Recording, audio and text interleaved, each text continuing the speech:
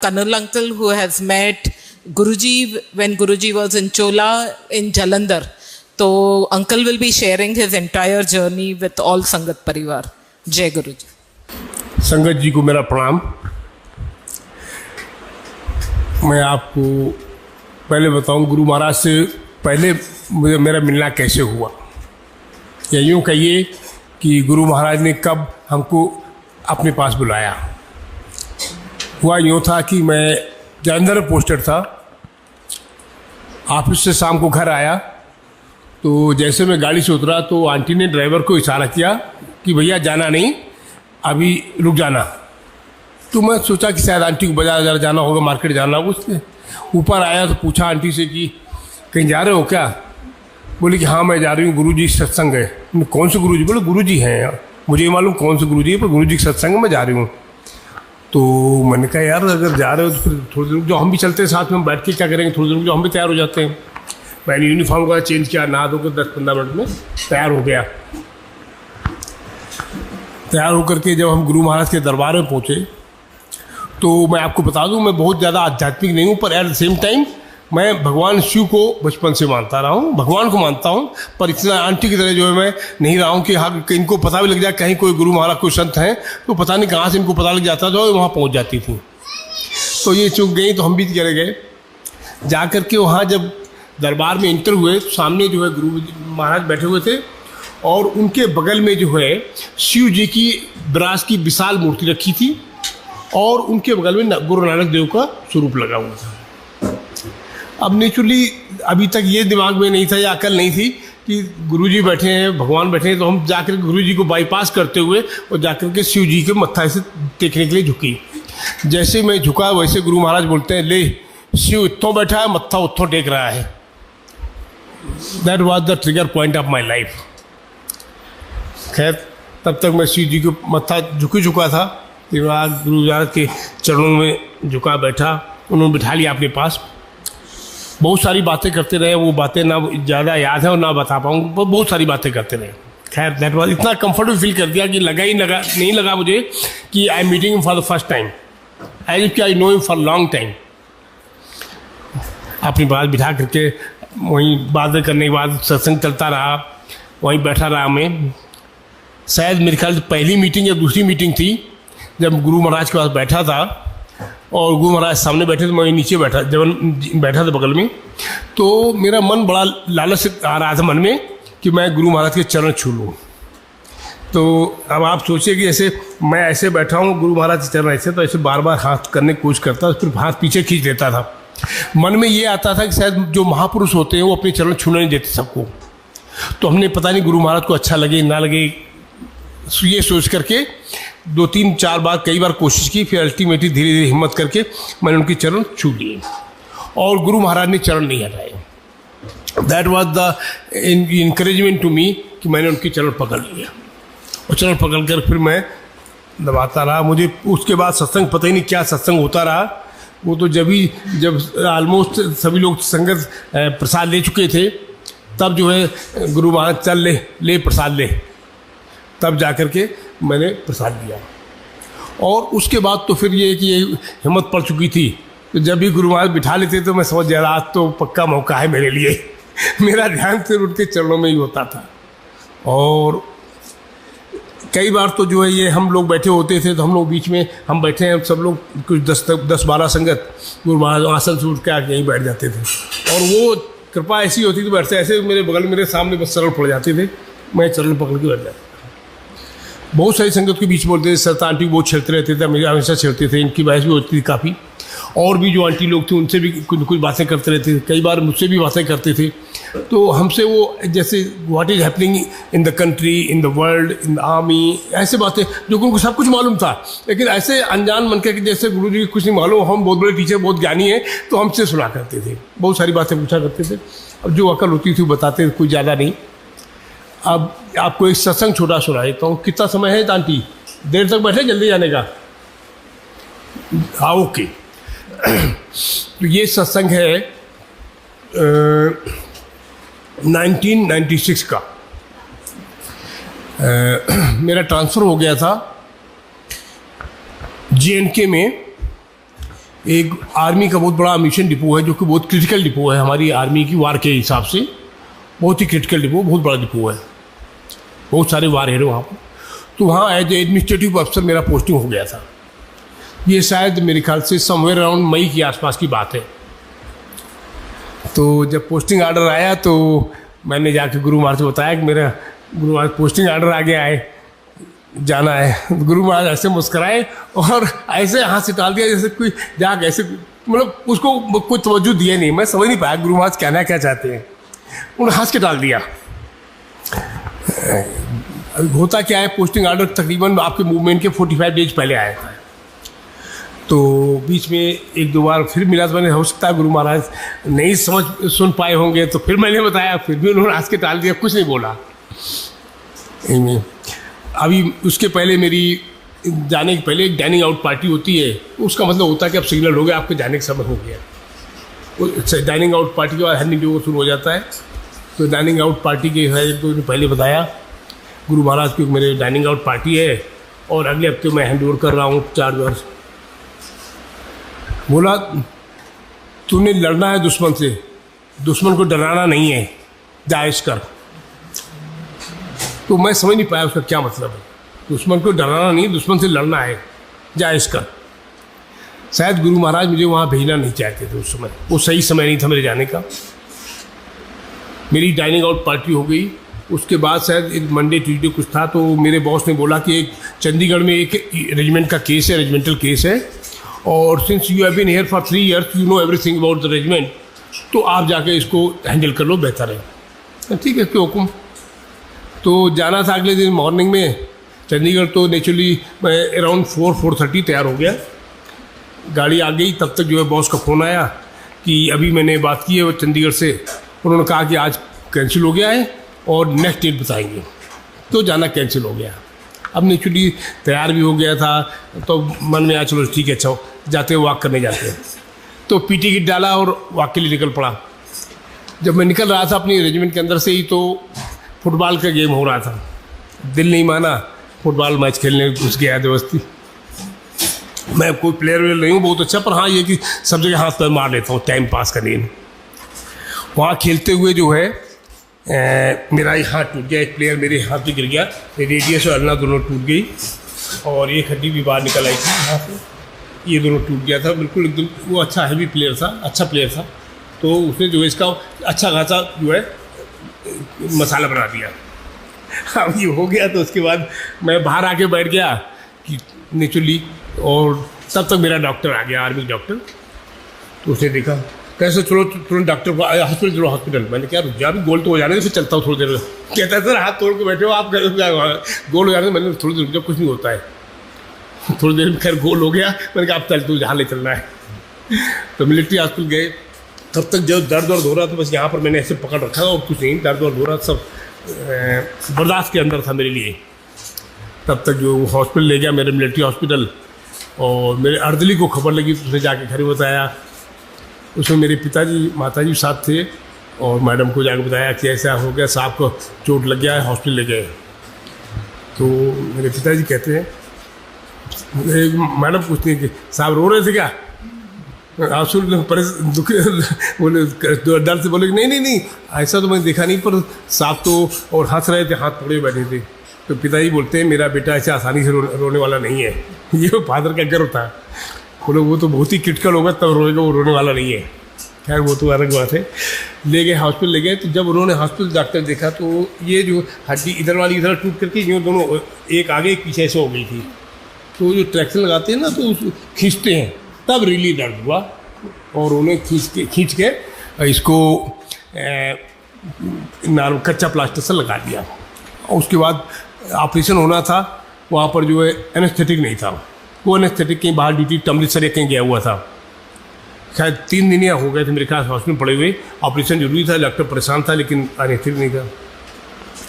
तो शायद इतना सैटरडे शाम को डॉक्टर बोलता है कि सर अब लगता है 1-2 दिन और लोग मंडे ट्यूजडे तक कोई एनेस्थेटिक आ पाएगा, तभी ऑपरेशन हो पाएगा। मैंने कोई नहीं, जो गुरु महाराज की मर्जी होगी होगा। सुबह डॉक्टर आता, कहता सर एनेस्थेटिक बंदोबस्त हो गया है, और एक एनेस्थेटिक जो है वही पास में लुधियाना कहीं से आ रही है, और वो आपको ऑपरेशन में हेल्प करेगी। मैंने बहुत अच्छी बात है। शाम को ऑपरेशन शुरू हुआ, मेरे ख्याल से अराउंड 7-7:30 ऑपरेशन थिएटर में ले गए थे, और उसके बाद यूँ घुमा कर बातें करते करते उनको कब जानते हैं उसमें जो होश नहीं क्या हुआ।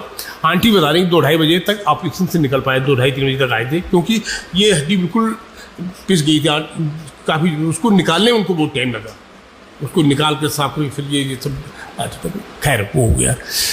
तब मैं जब ऑपरेशन हो गया, फिर इसके बाद जब ऐसे आप बांध करके गुरु महाराज पूछा, गुरु महाराज हंस रहे हैं, हाँ अंकल कैसे हो वो आराम से हंस रहे, मजे ले रहे हैं। मैंने कहा ये अच्छी बात है। बोले ऐश कर, ऐश कर। मैं तब भी नहीं सोचा कि ऐश कर क्या होगा, अभी हाथ टूटा है, हाथ टूटा हुआ लेके जाऊँगा JNK में, वहाँ तो ये वो मन में यही सोच रहे थे। गुरु महाराज को मौज ले रहे थे। अल्टीमेटली जब डॉक्टर की रिपोर्ट आई तो उन्होंने लिख दिया उसमें कि he can not be posted to any extreme cold climate और extreme hot climate, that means my posting was change. ठीक है, वो पोस्टिंग कैंसिल हो गई, और उसके बाद उन्होंने दूसरा पोस्टिंग ऑर्डर इशू किया मुझे रांची के लिए। तब जब हो गया, फिर गुरु महाराज जब मिले, मैंने कहा गुरु महाराज पोस्टिंग कैंसिल हो गई और अभी रांची पोस्टिंग है। बोले कोई नहीं, ऐश कर, जा ऐश कर, जब अभी तेरा समय नहीं आया, जब समय आएगा तब तू जाएगा। ठीक है रांची भेज दिया। उसके बाद जो बीच में वहाँ से मैं लगभग रेगुलर आता रहता था दिल्ली, और गुरु महाराज आता क्या रहते, बुलाते रहते थे हमको किसी न किसी बहाने से, हम गुरु महाराज पर आते रहते थे। और हमेशा जो है वो सरताटी कैसी है, सरताटी। मैंने कहा यार इतनी संगत बढ़ गई दिल्ली में, इतने लोग अभी तो इतने हो गए, सरताटी का नाम अभी भी अंकल गुरु महाराज को याद है, पर वो उनकी महती कृपा थी। जब ये मेरा रांची से पोस्टिंग हुआ श्रीनगर कारगिल के 2 महीने पहले, तब मैं गुरु महाराज भाई कहता हाँ जा, आप लड़ाई कर, ऐश करो। और रांची से मुझे कश्मीर भेज दिया। ड्यूरिंग कारगिल ऑपरेशन मैं उड़ी सेक्टर में था, बारामूला उड़ी आपने सुना होगा, फ्रंट सेक्टर में। वहाँ जो हुआ वो सब कुछ अलग बात है। मैं तो पूरा ऐश करता रहा, क्योंकि गुरु महाराज ऐश कराने वाले थे। मेरी रेजिमेंट में एक भी जवान को एक खरोंच नहीं आई। रेजिमेंट अच्छे से अपना ड्यूटी किया, लड़ाई लड़ी, सब, किसी एक कैजुअल्टी नहीं हुई। ठीक है, ये गुरु महाराज। तो ये जो है गुरु महाराज के पास थी कि शायद वो नहीं चाहते थे कि मैं अब कुछ बताऊँ, क्यों नहीं भेजना चाहते, वो भी मुझे उस जहाँ जिस यूनिट में मुझे जाना था पहले, उस यूनिट में एक बहुत बड़ा ब्लास्ट हुआ था, और जो अफसर मेरी जगह पोस्टिंग गया था, एडमिनिस्ट्रेटिव अफसर, उसकी टांग उड़ गई थी और उसका करियर ख़त्म हो गया था। गुरु महाराज इसलिए वहाँ मुझे भेजना नहीं चाहते थे। और देखिए कि कारगिल लाइन भेजा, और उनकी कृपा से जो है मैं आपके सामने बैठा हूँ, वरना तो कारगिल में हमारे सामने जो है हमारे दोस्त एक 10 गज की 15 की दूरी पर जीप पूरी उड़ गई और चले गए मेरी आंखों के सामने। हमारी जीप के आगे जा रही दूसरी की गाड़ी, और हम और भी जीते, आप और जीते। तो ये है कि ये देखिए मैंने तो कुछ भी नहीं किया, मैं तो मजे लेता रहा पूरी लड़ाई में। हमारा नेचर है कि मैं थिक ऑफ वार में भी जो है अपने अफसर्स को, जवानों को, I want keep in good जोश। देखिए जब आप खुश हैं तभी आप अच्छा काम कर सकते हैं, चाहे वो लड़ाई हो और चाहे प्यार हो, कुछ भी हो। लेकिन अगर आपका माइंड टेंशन में है तो आप कोई अच्छा काम नहीं कर सकते।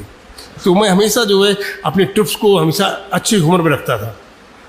ये मेरी नेचर रही है, अच्छी थी, सही थी, गलत थी वो पता नहीं, पर मैं कोशिश करता। पर देखो ऐसा है कि अगर जो है मरना है तो मरना है, पर हंसते हंसते मरो, था रो के क्यों मरना है? रोते रोते क्या मिलेगा तुमको? ऐसा तो है नहीं कि रोने से कोई बच जाओगे। अगर मरना है तो मरना ही है, तो जब तक जीते हो तब तक तो हंस लो, तो हंसते रहो। लड़ना है लड़ो, कोई बात नहीं, दुश्मन ने जो कुछ करना है दुश्मन करेंगे, जो हमने करना हम करेंगे, लेकिन रो के नहीं, दुखी हो के नहीं कि यार हम यहाँ आ गए, ये और कुछ नहीं। तो पूरी वार में जो है मुझे एक समय भी एक सेकंड टेंशन नहीं हुआ। सबसे बड़ी बात तो मैं ये कहूँगा आपको बताएं कि मेरी आंटी जो है मेरे से बहादुर निकली। पूछो क्यों? हमारा घर जो श्रीनगर में था, जब यहाँ पोस्टिंग गए थे तो हमको चॉइस होती है कि जो हम फील्ड एरिया में जाते हैं तो वहाँ पर हम किसी भी शहर में घर ले सकते हैं। आंटी के पास चॉइस थी कि ये दिल्ली या जहाँ भी चाहे बच्चों के साथ रह सकती थी। क्यों? मैं तो इन लोगों को मैंने कहा कि मेरे बच्चों को पढ़ाई है, तुम्हें बच्चों को पढ़ाई नुकसान होगी, ये वो कि तुम लोग मत चलो, तुम दिल्ली में रुक जाओ, हैदराबाद रुक जाओ, जहाँ मर्जी रुक जाओ। बोले नहीं, बच्चे सब बोले नहीं, हम साथ चलेंगे, आप साथ रहेंगे। मैंने कहा यार वहाँ पढ़ाई नहीं हो पाएगी। बोले नहीं हम साथ चलेंगे, जहाँ भी रहेंगे हम पढ़ाई कर लेंगे। बच्चों ने कहा पापा हम चिंता मत करो हम पढ़ाई कर लेंगे। ठीक है। तो ये लोग श्रीनगर में थे, मैं बॉर्डर में था। और हमारा आंटी जो है स्कूल में पढ़ाई, आर्मी पब्लिक स्कूल में पढ़ा रही थी, टीचर थी। और हमारा घर जो है हमारे हेलीपैड के बिल्कुल सामने था, जहाँ पर जितनी भी डेड बॉडी, जितनी भी कैजुअलिटी आती थी हमारे घर के सामने ऑलमोस्ट जी समझ लो कि 300-400 गज की दूरी उतरती थी। अब नेचुरली हर एक आदमी के मन में होता है कि वार चल रही है, पता नहीं किसके साथ किसका बुरा समय आया, किसकी बैड न्यूज़ आएगी, तो नेचुरली आंटी के मन में भी आता होगा। लेकिन ये बड़ी बहादुरी से इन्होंने फेस किया। बोले मन में आता तो सभी लगता है यार ये क्यों चिंता करना है, गुरु महाराज तो हैं, उन्होंने क्यों चिंता करना है। और आप समझ लीजिए कि मतलब रोज़ कोई ना कोई ख़राब न्यूज़ तो आती थी और सारे वहीं अपने नॉन ही पर्सन थे। लेकिन इन्होंने बड़ी बहादुरी से जो है कभी फ़ोन भी करते, दिन में कम से कम 10-12 बार तो फ़ोन कर ही लेती थी। तो कभी ये महसूस नहीं कराया कि हम परेशान हैं या हम जित रही है, तुम कैसे हो क्या हो। बोले ऐश करो, खाना खाया हुआ है ऐश करो। बोले ठीक है। ये गुरु महाराज की कृपा है। और एक सत्संग सुनना चाहते हैं आप? चलिए आंटी एक सत्संग को सुनाता हूँ। ये है मेरे ख्याल से 2006 के आसपास का है शायद।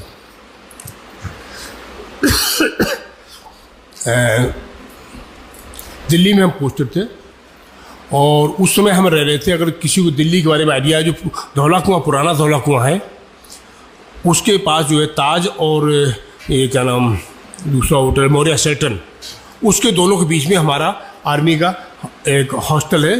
तो जब अफसर को घर नहीं मिलता तो हॉस्टल में जो है अच्छा 2 बेडरूम सेट मिल जाता है, किचन विचन सब साथ में होता है। तो प्रॉपर घर नहीं मिलता, बंगला नहीं मिलता आपको।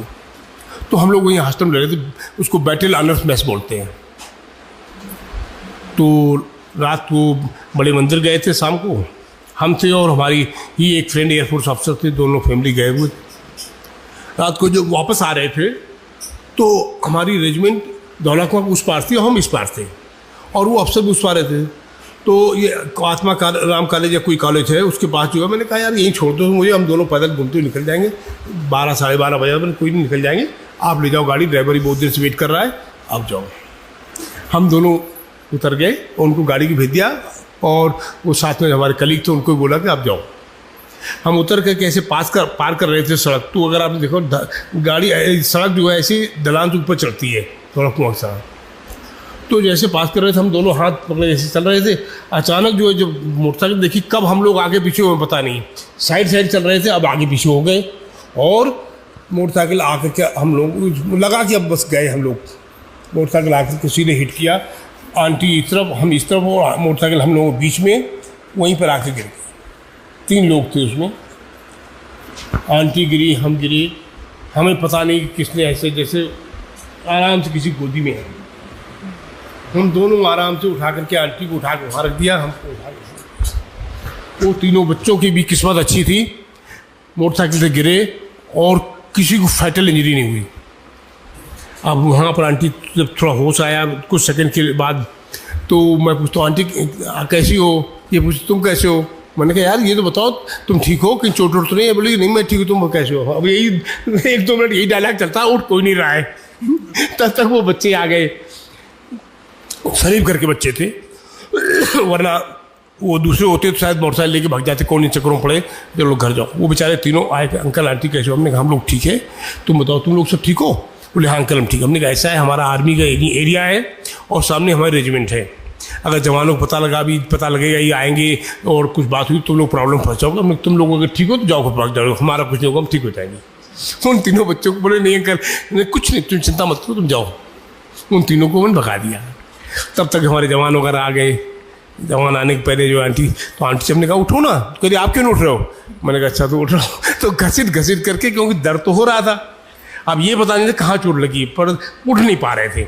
घसीट करके आंटी के पास गए, खैर आंटी खड़ी हो गई। आंटी खड़ी हो गई, मुझे बड़ा संतोष हुआ, चलो कम से कम आंटी तो बिल्कुल ठीक है, खड़ी हो गई, इसके बाद ठीक है, अगर कहीं चोट थोड़ी बहुत लगी होगी ठीक है। लेकिन मैं ठीक से खड़ा नहीं हो पाती, धीरे हिम्मत करके खड़ा होने की कोशिश की। तो हमने कहा यार हमारे पैर में दर्द हो रहा लगता है, यहाँ चोट लगी है कुछ। खैर जवानों ने कहा साहब गाड़ी मंगा दें, वहाँ भेज दें। मैंने ना कुछ नहीं है, अभी सब ठीक हो जाएगा। और हम लोग थोड़ी देर बैठ गए, जवानों सब बोले तुम लोग जाओ, कोई ज़्यादा चोट नहीं है, थोड़ी बहुत चोट लगी ठीक हो जाएगा, अभी हम लोग घर चले जाएंगे। हमने कहा 12:30 1 बजे अभी ये फ़ोन करेंगे, ड्राइवर को जगाएंगे, वो गाड़ी निकालेगा, फिर लेके मुझे छोड़ने जाएगा, मन में 100 गाली देगा, अच्छी खासी नींद खराब की। मैंने देखिए आप सोइए, वो तो ड्यूटी करेगा, लेकिन आप हर आदमी जो सो गया उसको जगाएंगे, आप वर्दी पहनेगा, वर्दी पहन के गाड़ी निकाल के आएगा मुझे छोड़ने, और 5-10 मिनट का रास्ता 1-1.5 किलोमीटर था, वहाँ से उसको छोड़ने जाएगा, आगे फिर लेटे, तब तो नींद नहीं आएगी, गाली देगा मन में, बेशक कुछ ना कर पाए। मैंने नहीं, कुछ नहीं ज़रूरत है।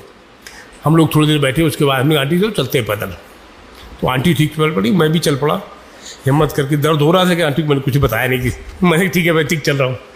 रूम में पहुँच गए, तब तक जो है स्वेलिंग काफ़ी बढ़ गई थी, क्योंकि ये टांग टूट चुकी थी यहाँ पर, वो हमें पता नहीं था। जब घर पहुँच गए तो फिर मैंने वहाँ से डॉक्टर को फ़ोन किया, हमारे फ्रेंड थे कर्नल लैरी, ऑर्थोपेडिक सर्जन। मैंने कहा ऐसा हो गया है और मेरे पैर में स्वेलिंग काफ़ी बढ़ गई है, दर्द तो हो ही रहा है, स्वेलिंग है। बोलेगा तू फटाफट हॉस्पिटल आ जा, मैं भी पहुंचता हूँ, घर में था। बोले मैं हॉस्पिटल पहुंचता हूँ, तो आ जा हॉस्पिटल। मैंने अपनी गाड़ी निकाली और आंटी को बिठाया और चले गए हॉस्पिटल। जो गुरु महाराज कृपा टूटी टांग से चला गया, मुझे कुछ पता नहीं टांग टूटी है क्या, वो मुझे लगा दर्द है बस। पहुँचा, उसने तुरंत एक्सरे किया, बोले कि तेरी टांग टूटी हुई है, पता रेडिएशन ना क्या बोलते हैं कुछ, तो टूट। उन्होंने अपना ऑपरेशन वगैरह किया, वो क्या प्लास्टर लगाया एक्सरे करने के बाद, और मेरे ख्याल 2-3 बजे 2-2:30 बजे मुझे बोला फ्री है और कैसे जाओगे। मैंने गाड़ी चला के आया हूँ। तुम गाड़ी चला के आए हो? हमने हाँ। कहते टूटी टांग से गाड़ी चला के आया है? मैंने कहा यार गाड़ी चल आए पहुँचे क्या, अब क्या मतलब होता है। कहता अब तू गाड़ी से नहीं जाएगा, एम्बुलेंस जा, मैं गाड़ी भिजवा दूँगा। घर आ गए और 1-2 महीने में अपना जितना प्लास्टर होता है सब ठीक हो गया। वो सब गुरु महाराज करने वाले थे, मुझे कोई तकलीफ हुई। मैं उसी प्लास्टर से अपना ऑफिस में अटेंड करता रहा। मुझे छुट्टी ग्रांट हुई थी, मैंने छुट्टी 8-10 दिन लेने के बाद मैं ऑफिस जाऊँगा, मैं बैठूँगा। ऑफिस जाता था, एक वो होता ना वाकर साकर लेकर के मैं अपना काम करता रहा। मुझे कोई एहसास नहीं हुआ कि मैं टांग तोड़ करके बैठा हूँ। मैं ठीक है चलिए। तो ये गुरु महाराज की कृपा थी, उनकी कृपा से जो है। सुबह उठ के मेरा पैर देखते मैं सुबह ना हमें सही से ईश्वर ने बताया एक खरोच नहीं और इनका फ्रैक्चर इतना बड़ा हमारा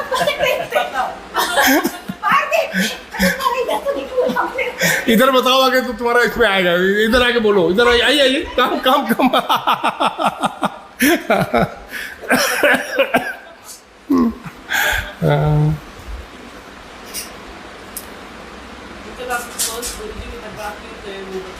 जी आंटी, आप गुरुजी के दरबार फर्स्ट क्यों गए? फर्स्ट हाँ क्यों गए? बताया ना। हाँ आप अभी भी करते हो ना, गुरुजी के पाँव दबाते हो? हाँ वो तो अभी भी करता हूँ मैं। एक्चुअली मैं बताऊँ आपको कि गुरु महाराज ऐसी आदत डालती है कि मैं पीछे नहीं बैठ पाता, मेरा कंसंट्रेशन होता ही नहीं। जब भी मैं दरबार में बैठता हूँ, मैं अगर थोड़ा भी पीछे हूँ तो मेरा कंसंट्रेशन नहीं जोड़ता। अगर मैं चाहूँ उस कमरे में बैठ जाऊँ वहाँ पर, तो मुझे लगता है मैं पिकनिक में आया हूँ। अगर मैं कुर्सी में बैठता हूँ तो लगता है कोई पार्टी में आया हूँ या आपसे अटेंड करना। मैं नीचे दरबार में बैठकर गुरु महाराज चरणों में ही बैठता हूँ और यहीं से बैठ कर के मेरे अपने आप जो है, मैं आपको बताऊँ कि मैं गुरु महाराज के पैर दबाया करता हूँ। अब अंदर ही अंदर मन के अंदर जो है हम अपने पैर दबाते रहते हैं गुरु महाराज, और उनको बड़ा अच्छा लगता था। एक्चुअली ये भी मेरी आंटी बुलाओ तो मैं बताऊँ कैसे मैं पैर दबाता था, उनके गुरु महाराज कितना मज़ा आता था उनको जो है। जैसे उनके कैसे बताऊँ आपको, गुरु महाराज के पैर हैं तो पहले मैं ऐसे दबाता रहता था, फिर उनकी जो उंगलियाँ ऐसे करता था, उनको बड़ा अच्छा लगता। फिर पंजे तो उनको बड़ा अच्छा लगता। फिर यहाँ से दबाते यहाँ से जो है ऐसे जी आंटी। मैं बताया ना आपको पहली बार क्या हुआ था, आपने सुन नहीं पाए।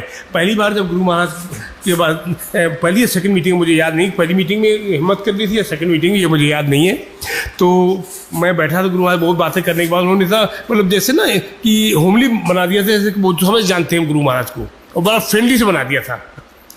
तो हिम्मत मन कर रहा था कि मैं उनके पैर छूँ, मैं बार बार हाथ बढ़ा रहा था और फिर पीछे खींच देता था कि महाराज नाराज़ हो जाए, ना से पसंद आए, क्या हो कुछ मालूम नहीं। पर बहुत देर हिम्मत करके फिर मैंने ऐसे टच कर लिया, गुरु महाराज पैर नहीं हटाए। बस दैट वाज दैट पॉइंट कि मेरी हिम्मत बढ़ गई। मैंने फिर धीरे से पैर से पकड़ और फिर मैंने पंजा पकड़ लिया, फिर तो मैं शुरू हो गया। मैंने कहा अब जब मौका मिला तो फिर मैं छोड़ने वाला, और मैं आराम से दबाते रहा, यहाँ तक कि गुरु महाराज का पैर जो यहाँ पर रख लेते थे, लटका के बैठे होते थे ना, तो ये पैर को यहाँ पर रख लेता उनके पैर को, और मैं ऐसे जो है ऐसे दबाता रहता। तो जब वो इसको दबाना तो उनको बड़ा अच्छा फील करते, मुझे ऐसा लगता था कि बड़ा गुरु महाराज को अच्छा फील कर रहे हैं, क्योंकि मैं जितनी देर दबा कभी वो ना मना करते थे ना पैर उठाते थे, और मैं सब कुछ भूल जाता था, मेरा ध्यान सिर्फ और सिर्फ उसी में होता। उनके पैर जो है इतने सॉफ्ट थे और हार्ड दोनों चीज़ें थी। देखिए सॉफ्ट उनसे जैसे लगता था मलाई जैसे हो, और हार्ड ऐसे कि अगर आप उनकी हड्डियाँ देखें तो बहुत मजबूत थी, दोनों चीज़ें थी। और ऐसे पैर दबाने में उनको बड़ा अच्छा, जैसे मैं ऐसे दबाता रहता था, तो अभी आंटी भी दबाता, आंटी कहती तुम तो बड़ा मजे से दबाते हो, अच्छे से हमने गुरु महाराज ने सिखाया है दबाना। तो इस तरह से मैं दबाया करता था और मुझे बड़ा मज़ा आता था। तो आप होता है, हम तो कई बार सत्संग में लोग बहुत सत्संग सुनाते थे, बहुत सारी बातें करते थे, तो मैं सब भूल जाता था, क्योंकि मेरा ध्यान सिर्फ इसी में होता था, मुझे बड़ा आनंद आया करता था। और उन्होंने बहुत मौका दिया, गुरु महाराज ने मुझे बहुत मौका दिया कि उनके चरणों पकड़ने का। जी आंटी हुकुम। और